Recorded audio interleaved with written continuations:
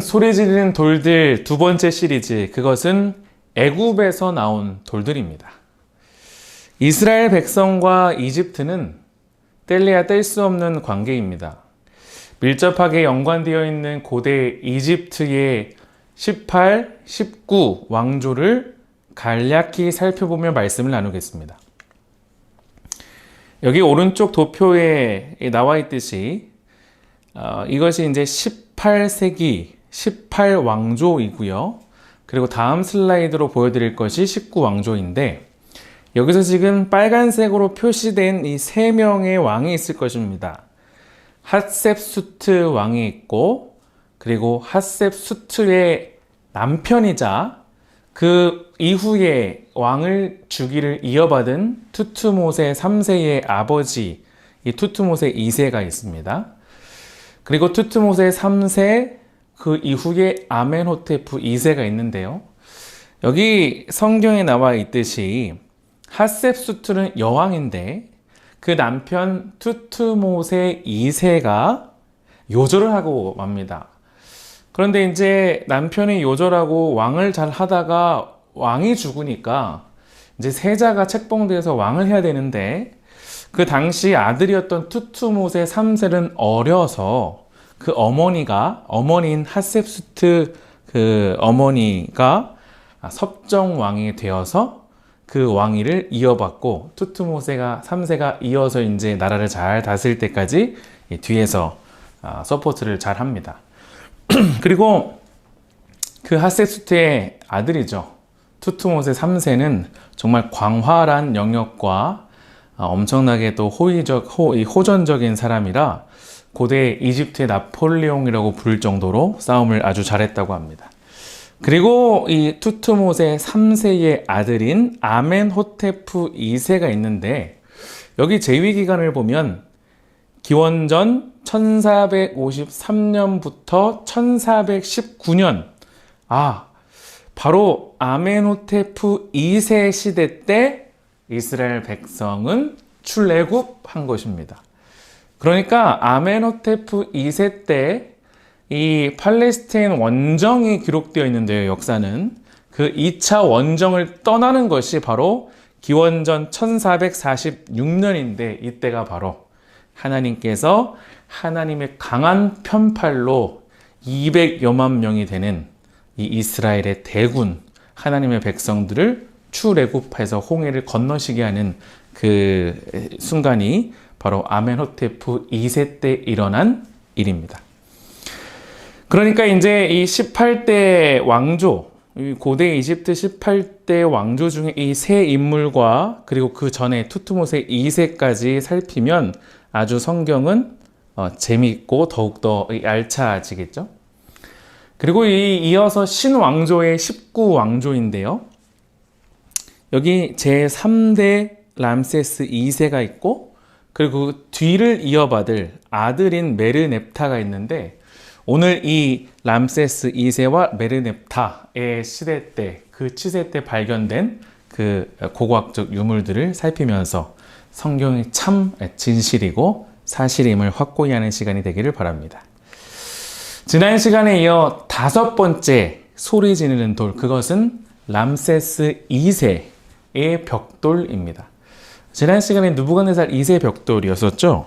오늘은 람세스 2세의 벽돌입니다. 이 애굽왕의 이름이 찍힌 벽돌은 람세스 2세의 벽돌입니다. 1835년에 이 프루도우라는 사람이 이 발견해서 제시한 이 돌은 고대 애굽의 수도 테베라는 곳에서 발견이 되었습니다. 길이가 한 38cm 정도 되는데요. 이것은 이 진흙과 짚으로 만들어졌습니다. 이 돌에 새겨진 것은 또 상형 문자인데 이 람세스 2세의 공식 칭호의 일부 글자인 우시말의 세트 펠레가 있는데 사실 그 옛날에 이 고대 이집트의 왕들은 뭐 신과 같다고 해서 여러 신들의 이름을 이 칭호에 붙이기도 했습니다. 200년 정도가 차이가 납니다. 왜냐하면 출애굽은 기원전 15세기 중반, 그러니까 1446년이고 람세스 2세는 그 이후 200년 이후의 사람이기 때문에 애굽 왕들이 당시 제위 때 했던 것처럼 람세스 2세도 역시 국고성들을 짓고 많은 신전들을 지었을 것입니다. 그래서 지금 발굴된 그의 유명한 건축물로는 아부신베 신전, 그리고 카르나크 신전 등이 있습니다. 참 유명한 이 사진들이죠. 이 애굽인들이 이스라엘 자손을 학대하고 그들을 괴롭히기 위하여 시킨 이 고역들 가운데 출애굽기 1장 14절에는 흙 이기기와 벽돌 굽기와 농사의 여러 가지 일이다 라고 기록하고 있는데, 이것이 포함된 것은 참 의미심장합니다.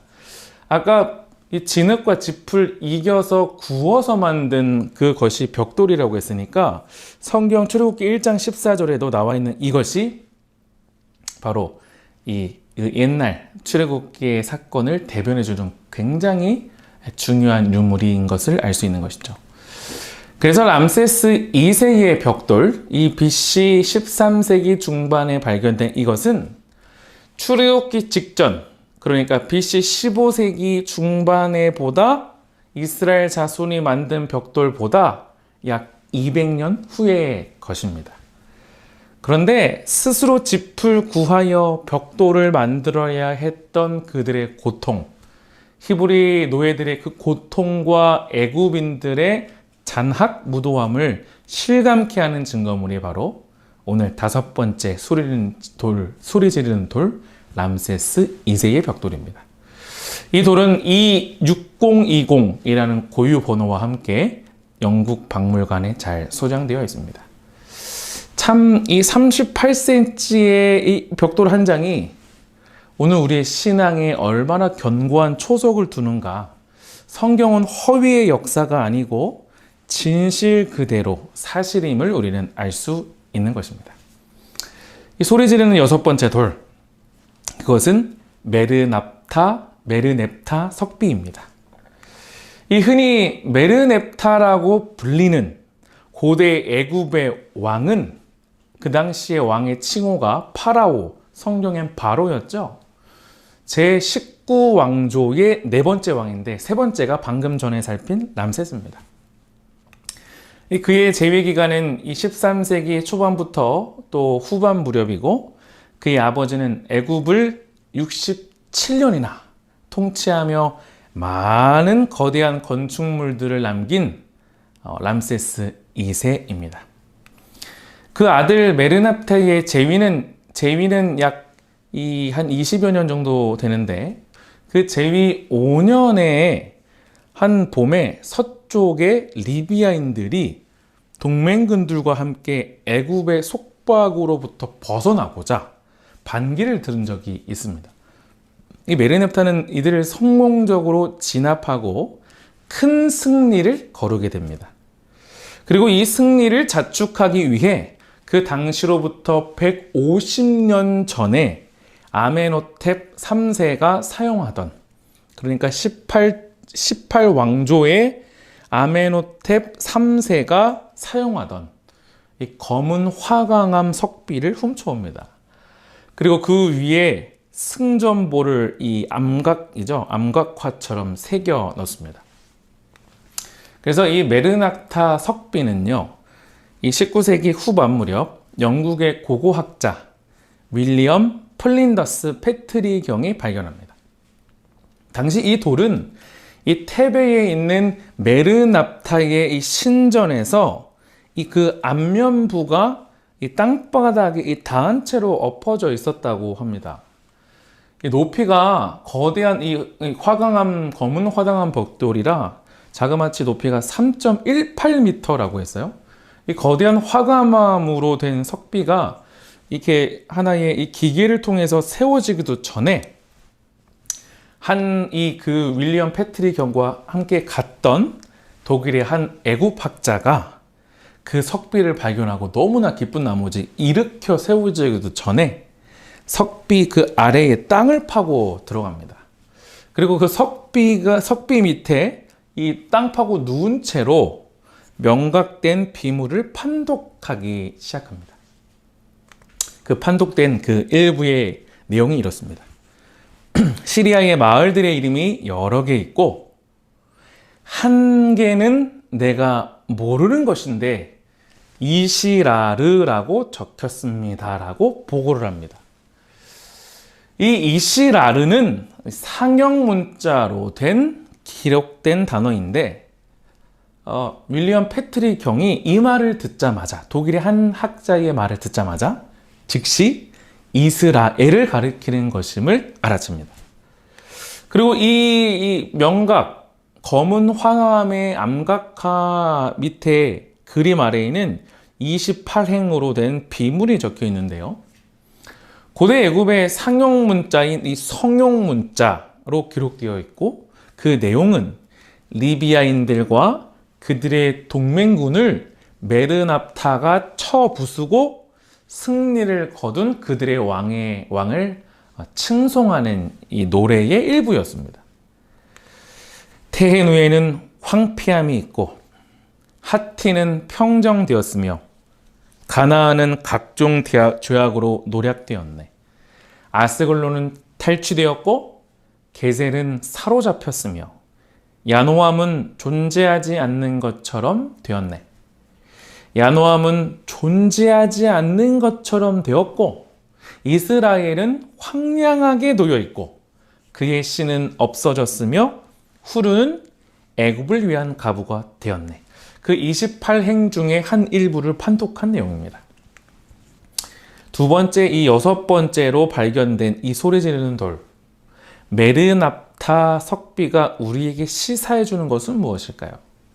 첫 번째, 이 제27행의 중간에서 이스라엘이라는 이름이 기록되어 있습니다.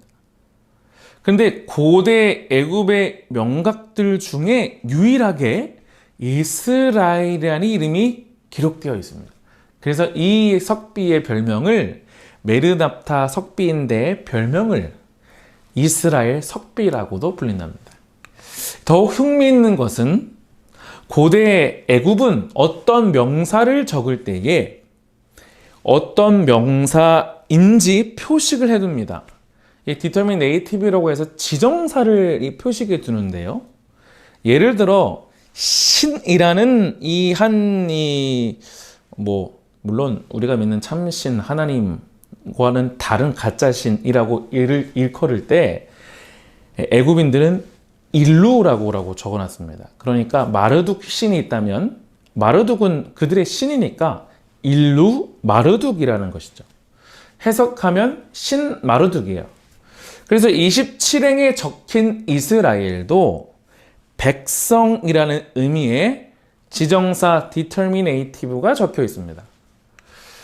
이 둘째, 성경에 나타나는 몇 도성들이 또 언급되어 있다는 사실이에요.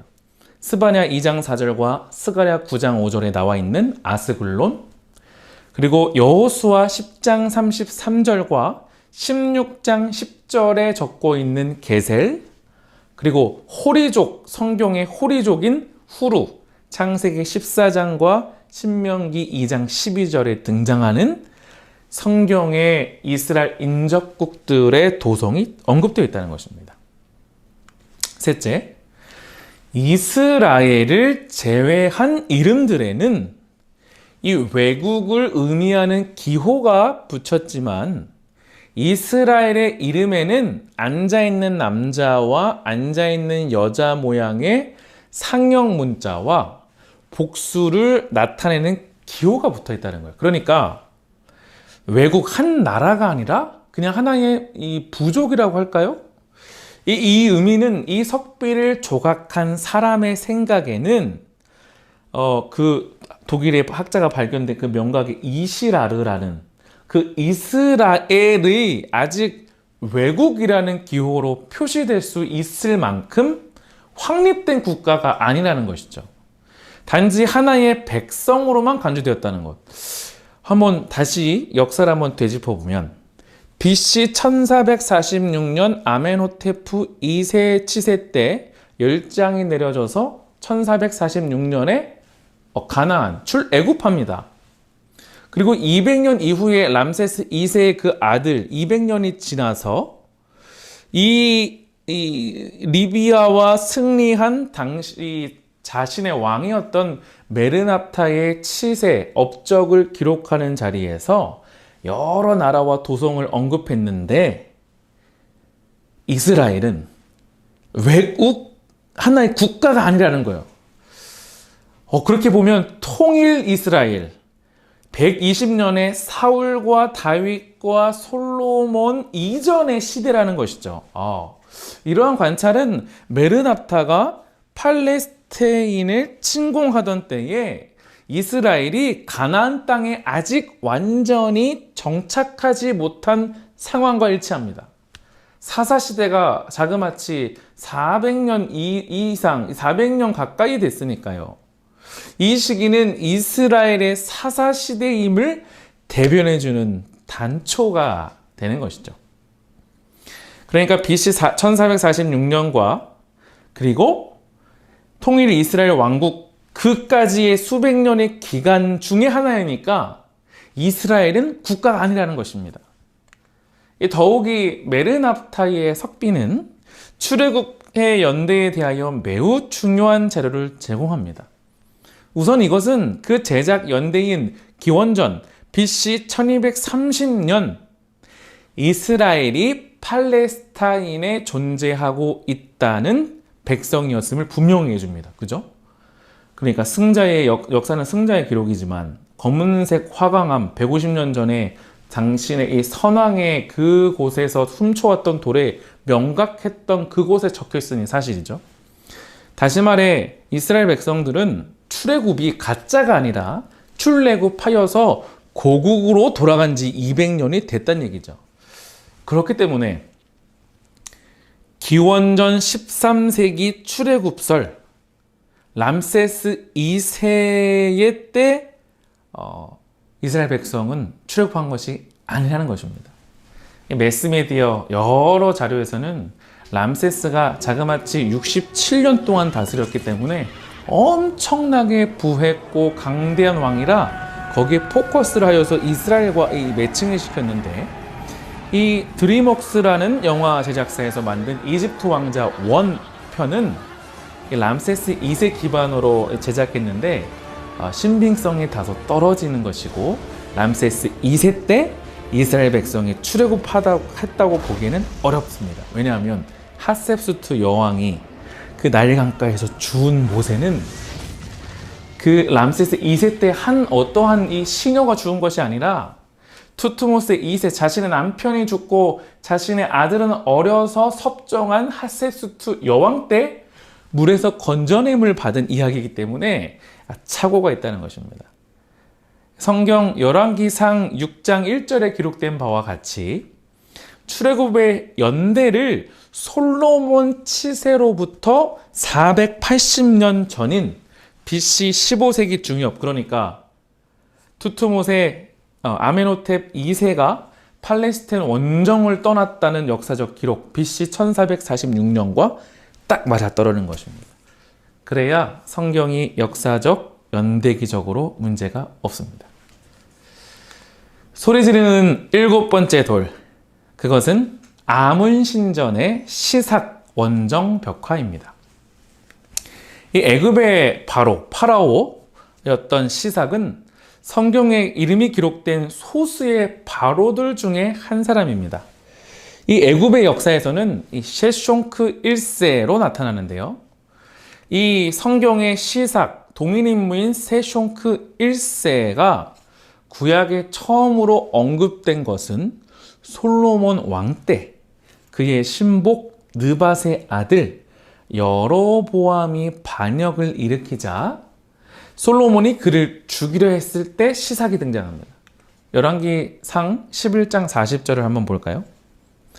여로보암이 일어나 애굽으로 도망하여 애굽왕 시삭에게 이르러 솔로몬의 죽기까지 애굽에 있으니라.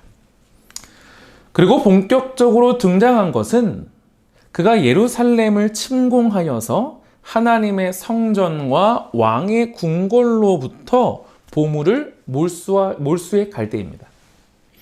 다시 이어서 열왕기상 14장 후반부 25절 26절입니다. 르호보암 왕 제5년에 애굽왕 시삭이 올라와서 예루살렘을 치고 여호와의 전의 보물과 왕궁의 보물을 다 몰수에 빼앗고 또 솔로몬에 만든 금 방패를 다 빼앗았다. 이 사건이 발생한 연대는 기원전 930년입니다. 이 역사적 사실을 대변해주는 고고학적 유물이 바로 애굽의 카르나게 위치한 아문신전의 벽화 7번째 소리지는 돌입니다. 아문신전의 남쪽 벽에는 시삭, 이 애굽왕 바로였던 시삭이 팔레스타인과 시리아를 원정한 역사를 기술한 벽화가 그려져 있습니다. 이 시삭 원정 벽화, 이 벽화에는 지명들만 자그마치 180개나 되었고 유다와 이스라엘의 성읍도 다수 포함되어 있습니다. 여기서 잠깐만요, 성도님 여러분. 성경의 역사가 사실이 맞습니까? 네, 물론입니다. 역사적인 사실이라는 것이죠. 그렇기 때문에 애굽왕 시삭이라는 인물이 허구 속의 인물이 아니라 성경 그대로, 역사적 사실 그대로 적고 있는 것이 1600년 동안 40여 명의 저자를 통해서 성령을 감동케 하셔서 기록하여진 성경이라는 것입니다. 소리지르는 8번째 돌, 오늘 살피는 마지막 돌은 엘레판티네 파피루스입니다. 이 엘레판티네라는 지명은 고대 애굽어인 예베우를 헬라어로 번역해서 엘레판티네로 되어 있습니다. 그 뜻은 코끼리 마을입니다. 엘레펀트 같은 이 비슷한 어구를 갖고 있죠. 코끼리 마을. 이 마을은 나일강 사이에 두고 이 쉬에네라는 이 곳과 마주보고 있습니다. 이 쉬에네는 애굽 땅의 한계를 가리킬 때 언급된 에스겔 29장 10절에 적고 있는 수에네와 같은 지명입니다. 이 엘레판티네에서 맨 먼저 파피루스들이 발견된 것은 19세기 후반 1893년입니다. 1953년까지 자그마치 60여 년 동안 그곳에서 발굴 작업이 일어났는데요. 그곳에서 수집된 파피루스들을 일컬어서 통틀어서 엘레판티네 파피루스들이라고 명명했습니다. 모두 아람어로 되어 있어요. 내용은 그 섬에 이주해서 살고 있던 유대인들의 종교적인 생활상이 담겨 있습니다. 이 기록 시기는 기원전 495년으로부터 5세기 말 약 100년 동안 걸쳐 있고 이 사용된 아람어는 구약의 에스라서와 다니엘서에 기록된 아람어보다 약간 전, 약 100년 전 시대의 문자입니다. 거기에 기록된 내용의 일부입니다. 그 내용을 일컬어서 학자들이 이 파피루스를 가리켜 이 발견된 파피루스를 가리켜 6월절 파피루스라고 합니다. 나의 형제들의 복지를 하나님께서 언제나 지켜주시기를. 이제 금년 곧 다리오 왕 제5년에 왕으로부터 아르사메스에게 명령이 나기를 유대인 수비대를 위하여 무교봉의 축제를 인가하라고 하였노라. 그러므로 그대들은 니산월의 제14일을 계산하여 6월절을 지키고 니산월의 제15일부터 21일까지 무교병의 축제를 지키라. 예식적으로 정결하고 삼가 주의하라. 나의 형제들인 예도니아와 유대인 수비대에게 그대들의 형제 하나니아가. 엘레판티네 이 파피루스들이 우리에게 시사하는 것이 첫 번째, 유대인들이 6월절을 지키게 하도록 다리오 왕이 아르사메스, 애굽의 태수였던 지금의 하나의 시장이겠죠? 애굽의 시장, 애굽의 도지사에게 명령을 내립니다. 둘째, 6월절을 무교절들과 함께 니산월 14일부터 21일에 지키라고 한 것은 레위기 23장 5절과 8절에 기록된 성경의 절기준수법과 일치합니다. 레위기 23장 5절로 8절입니다.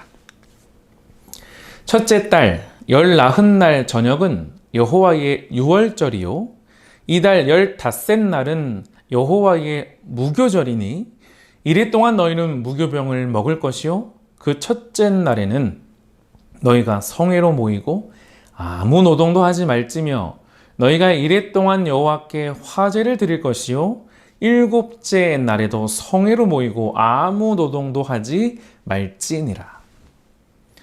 셋째, 이 본문은 그곳에 유대인들이 어떤 알려지지 않은 이유로 그때까지 유월절을 지키지 못했기 때문에 하나니아라는 형제가 애굽의 태수에게 부탁을 이 조서를 전달하는데 그 내용이 기록될 수 있는 증거라는 것이죠.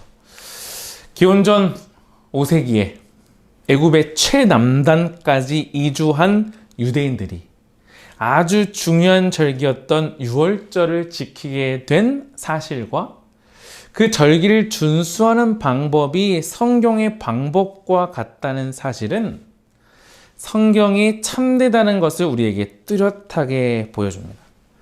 그러니까 대쟁투 축약판 이 시간대에 말씀드린 에스더와 아하수에로 왕과 하만 사이에 벌어지고 있는 한 민족과 한 부족과 한 나라 간에 벌어지는 그 싸움이 하나의 그냥 지나간 하나의 에피소드가 아니고 하나님이 거룩한 구속의 역사 속에 한 민족을 택하셔서 끝까지 당신의 이 아름다운 율법과 율례와 거룩한 이 의식들을 잘 지키도록 고대 위정자들의 마음을 감동시키는 하나님의 섭리를 볼 수 있다는 것입니다.